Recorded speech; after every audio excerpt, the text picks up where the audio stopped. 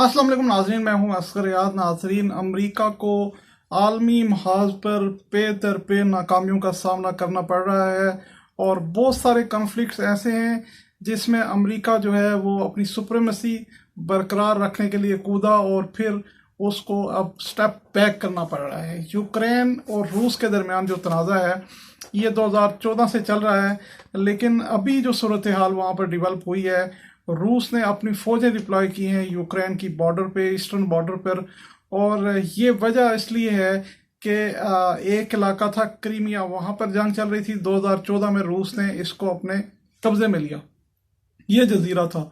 और डॉनबास एक इलाका है जहाँ पर अभी रूसी निजात जो बाकी हैं उन्होंने बगावत की हुई है यूक्रेन की हुकूमत के खिलाफ, और रूस ने अपनी फौजें इसी इलाके के करीब जो है बॉर्डर पे लगा दी हैं। अब जो यूक्रेन था उसने अमेरिका और नेटो से मदद तलब की थी, और अमेरिका ने ये कहा था कि अगर रूस बाज ना आया तो उनको मजबूरी होगी, और नेटो ने भी ये कहा था कि अगर रूस ने अपनी फौजें पीछे ना की तो उनको इस जंग में कूदना जो है उनकी मजबूरी बन जाएगी। आज तुर्की की वजारत खारजा की तरफ से अहम तरीन बयान आया है, स्टेटमेंट आई है किस तरह अमेरिका पसपाई इख्तियार कर रहा है। और लेकिन पसपाई के साथ साथ अमेरिका की अपनी प्लानिंग जो है वो क्या है, अल्टरनेट उसने क्या सोचा और क्या किया है, उस पर बात करेंगे। थोड़ा सा हम इस इलाके के बारे में समझते हैं, क्योंकि गुज़िश्ता हमने प्रोग्राम किया था जंग का जो तमाम दारोमदार है वो तुर्की पर डिपेंड करता है, और तुर्की से आबनाए बास्फोरस गुजरती है, एक नहर है जो ब्लैक सी की तरफ जाती है। ब्लैक सी का वाहिद रास्ता ये नहर है जो जिसको आबनाए बास्फोरस कहते हैं। अब यहाँ पे एक इशू ये है कि ये नहर तुर्की से होकर जाती है और इस पर एक एग्रीमेंट लागू होता है, उसको मॉन्ट्रियो एग्रीमेंट कहते हैं। तुर्की की वाहिद गर्म पानियों की जो बंदरगाह है वो यहाँ पर ब्लैक सी में मौजूद है।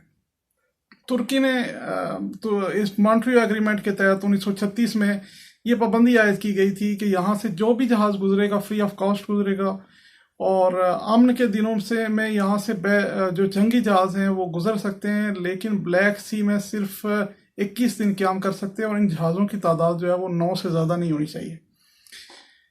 अब जब ये तनाज़ा खड़ा हुआ तो अमेरिका ने जो है वो ऐलान किया कि वो उसके जहाज़ जो है उसने तुर्की से बाकायदा रब्ता किया और तुर्की से कहा, क्योंकि इसमें इजाज़त लेनी पड़ती है पहले गुजरने के लिए इस आबनाए बास्फोरस से। तो तुर्की से कहा कि उसके जहाज़ जो है वो गुजरेंगे, और जंगी बेड़े 2 जो है वो अमेरिका इस ब्लैक सी में डिप्लॉय करना चाह रहा था ताकि वो इस जंग में पार्टिसिपेट कर सके, या कम से कम रूस को पीछे धकेल सके या रूस को किसी एग्रेशन से रोक सके। लेकिन आज तुर्की की जो वजारत खारजा है उसकी तरफ से स्टेटमेंट ये आई है कि जो 2 बैरी बेड़े अमेरिका यहाँ पर डिप्लॉय करने जा रहा था, अमेरिका ने अब ये फैसला किया है कि ये बैरी बेड़े वहाँ पर तैनात नहीं किए जाएंगे। यानी कि अमेरिका ने फिल वक्त इस जंग से पसपाई इख्तियार करने का फैसला किया है, और ये पसपाई ऐसे अमेरिका ने इख्तियार की है कि 2 बैरी बेड़े, पहले उसने यूक्रेन को कहा, नेटो ने कहा कि हम इस में आपकी मदद के लिए आएंगे और रूस को पीछे रखेंगे, लेकिन अब वहाँ से तुर्की ने इस चीज़ की तस्दीक की है कि अमेरिका अब फिलहाल बैरी बेड़े जो है वो ब्लैक सी में नहीं भेज रहा, यानी कि इस जंग से पसपाई इख्तियार कर रहा है। अगर इस जंग से पसपाई इख्तियार कर रहा है तो अमेरिका कर क्या रहा है? अमेरिका कर ये रहा है कि रूस पर नई पाबंदियां आयद कर रहा है। आज उसने नई पाबंदियां जो है वो आयद कर दी हैं। अमेरिका ये इल्ज़ाम, जो बाइडन की जो इंतज़ामिया है वो सदर पुतिन पर इल्ज़ाम लगाती रही है कि उसने हैकिंग करने की कोशिश की है।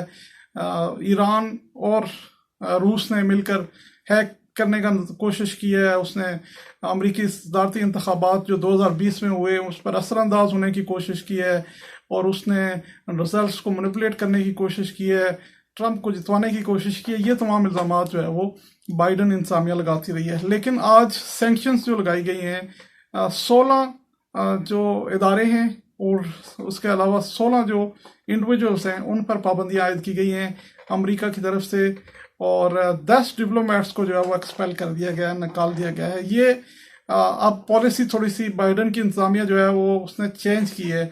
उसने ये कोशिश की है कि डायरेक्ट वो जंग में इन्वॉल्व ना हो, लेकिन वो रूस पर पाबंदियां आयद करके उसको फाइनेंशियली जो है वो नुकसान पहुंचाए। जो आज पाबंदियां आयद की गई हैं उसके बाद जो है वो रूस का भी सख्त रद्द अमल आया है। और आपको पता है कि चीन और रूस एक पेज पर हैं, जो अमेरिका के खिलाफ और इन पाबंदियों के खिलाफ। और उनकी कोशिश ये है कि डॉलर की जो सुप्रीमेसी है या डॉलर की जो मोनोपोली है उसको किस तरह करके ख़त्म किया जाए, और ये प्लानिंग चल रही है। बहरहाल जो एक जंग थी यूक्रेन की, यूक्रेन के हवाले से रूस जहाँ पर कोशिश कर रहा था, और रूस कोशिश ये कर रहा था कि ब्लैक सी में जो अपनी प्रेजेंस है, क्रीमिया आयरलैंड लेकर उसने उसको महफूज कर लिया, लेकिन अब ये चाह रहा है कि यूक्रेन को भी के कुछ इलाकों पर वो कब्जा कर ले। इस जंग से अमेरिका ने फौरी तौर पर दस्तबरदारी कर ली है, लेकिन अमेरिका ने थोड़ी सी शिफ्ट की है कि उसने फाइनेंशियल जो पाबंदियां जो है वो रूस पर आयद की है, जिसका इफेक्ट तो होगा, लेकिन रूस जो है वो अपने अज़ायम जिस तरह से यूक्रेन में मुकम्मल करना चाह रहा है, अब शायद वो अज़ायम मुकम्मल करने की पोजीशन में हो।